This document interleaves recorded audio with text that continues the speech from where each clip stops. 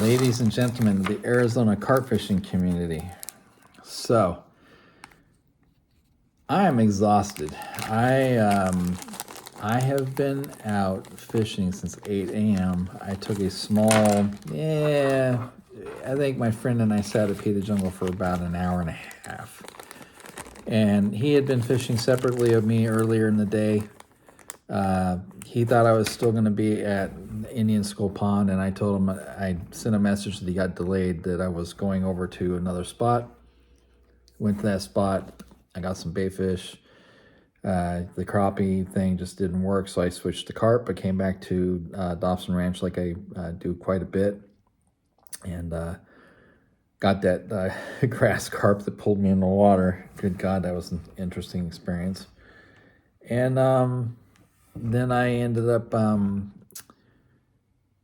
getting some more. I ended up going to the library pond, and I asked him, I said, hey, do you want to sit for a beer? He's like, sure, come on. So met him there about 2:30. And we were there. Well, we were actually there for quite a while. It was about 4:30 by the time we were ready to leave. And I said, well, I'm going to go ahead and go back to the library pond because the baby carp are hitting the bread. So he said, okay, let's go. Well, that's when I shared just a little while ago the grass carp that he got, my friend Kirk. A bit older than me, great guy to hang out with, really cool human being. He's just really a good all around. But I'd been asked a few times by a few people to show this micro hair rig method weight type thing that I have going on. So essentially what it is I've got 4 packs of hair rigs that I got off of eBay that included these tools and included a couple other things like some extra swivels, those little plastic lattices that have all the little pegs for when you put something on a hair rig. It had everything for like $20. I mean, it was impossible to ignore. So I went ahead and got it. But what I ended up doing is this. So this is a 1/4 ounce bullet weight, okay? Before this is on, I take my dead hair rig, which these hair rigs are all fairly long. You can shorten them up if you want, because anybody can, cut braid and reset however long they want it.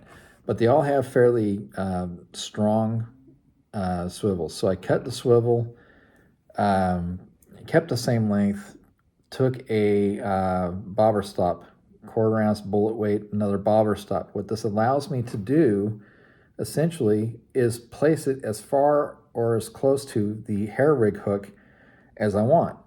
But what I end up doing is taking the pack bait, fresh is best, obviously, not too wet because I want it to be able to stick to itself and stay on. And I'll put it around this weight. And then what I'll do is I'll take my hand and I'll just really crunch it down on it. So what it does for me is it's less pack bait than normal, okay? And then I just roll this over the hair rig and I put it in that bait and I squinch it down. So out of the bait, just the fake corn or the real corn, if I use it, is just sitting there, okay? And it's garnered me some good fish. It actually works really good for grass carp, by the way. If I want to pin the bait on the bottom, it works really good for that. The other thing that I am going to use this for is if I do a PVA bag, I'm going to go ahead and PVA as well with bait in it, and go ahead and pin it on and throw it out like that. So I think at that point what I'm going to end up doing is putting traditional pop-ups on the hair rig and then just putting it in with the PVA so that pop-up goes up and the bait's there, but it's using this weight, so it's really not keeping anything from going on. So I may end up taking this, using PVA bags, with the bird seed and the feed and all that like I've done before. I'm going to get one of the tube feed kits that come along, and that way I can put this in there and, make the layers, put it in, make more layers, seal it up, throw it out, rinse and forget, essentially. Because with a pop-up, it's going to work regardless, because the way carp feed. I mean, when they're starting to actively feed, the hair rig is just one of those things that works. I don't know who it was in Britain that invented it, But they certainly had their stuff down when they figured this out. So it really is an easy rig. I can tie my own hair rigs, but I buy them because it's just cheaper and easier to do.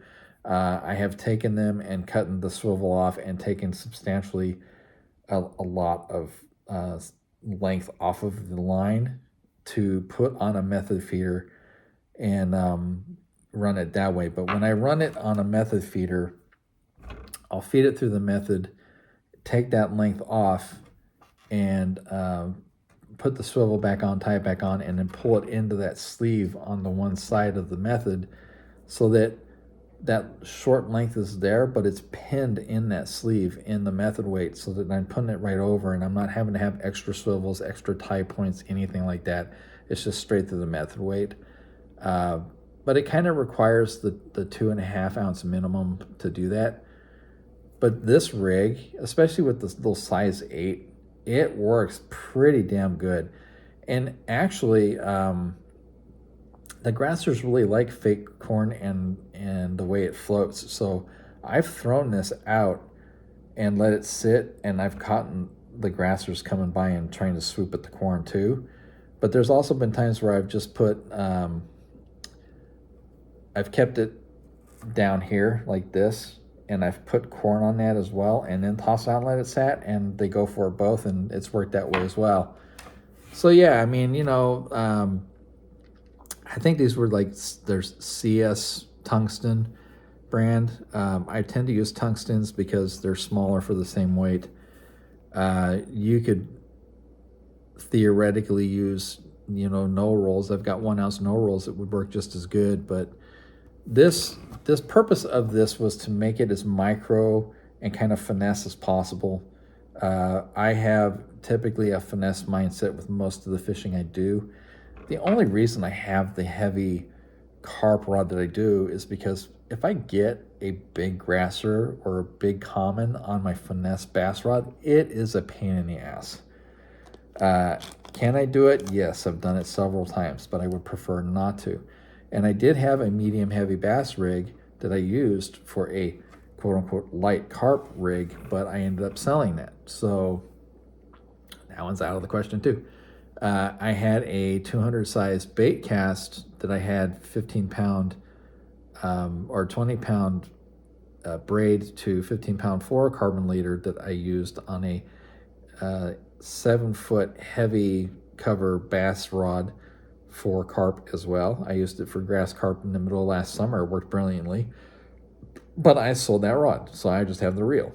And I have something else in mind for that, so go figure. But I really just wanted to explain this rig. I mean, if you really look at it, essentially, there's really not much to it. You're literally just taking an existing hair rig, cutting it off, and putting a weedless rig weight. And I just have a 1/4 ounce. It's just enough to sit on the bottom, but it works. I swear to God, it works. As long as your pack bait is the kind that stays together, it works really well. Trust me. Try it out. You're not going to be disappointed. I mean, this is essentially, I can put this on my Bass Finesse rig with a little bit of bread and this corn and do the same thing I was doing today, weightless with the bread. I could do it that way, but that wasn't my goal today when I went for the smaller carp at the library pond. But it works. Any brand tungsten or lead weight that you use bullet weight wise will work. Even if you don't bass fish, bullet weights are a dime a dozen at the store. You can get all sorts of, like water gremlins are like $1.50 for a pack of 10. I mean, they're cheap as shit. And if you tie your own head rigs, even better. These are 20-pound braid, by the way. 20-pound carp specific braid. And they're pre-rigged. They're plenty strong. I've pulled some pretty beefy carp in on these. But this modification works very well for an unobtrusive, not in your face type of rig. And a point of fact, if you have pop-ups, you don't even need to put it in the bait. You could shorten this even more to where it's just sitting up, and it would be even more instant. And that's the thing about it. So, you know, I've got it pinned in the back, but what you're doing is you're sliding that one without getting hooked, of course. So you're sliding it, changing the length, and then you get that other one down in there and just back the other one a little bit. See, it's even closer. So if you put pack bait around there to a fair extent, and then this is sitting there free floating, it's even closer. You can just modify it however you want. It works very well, and I'm not going to put something on our group that I haven't personally tried and know works. So trust me, if you rig your own hair rigs, if you buy them pre-rigged, modify them and do something like this. Even if you take I saw somebody did kind of the same thing. They put a small metal rod through a lead version of one of these bullet weights. They flattened it out in a vise. I'm not kidding. I saw this on YouTube, and it was a 3/16 ounce, so a little bit heavier. Flattened it out pretty good in a vise. Then took a hacksaw and made ridges in the weight all the way around to make a mini method weight. So you could do that. I've thought about doing that myself. I think it would work pretty good. I just like to rig down as much as I can and not try to be very intrusive. So I hope that gives some perspective. I know that it works for me. I know that it'll work for anybody that would use it.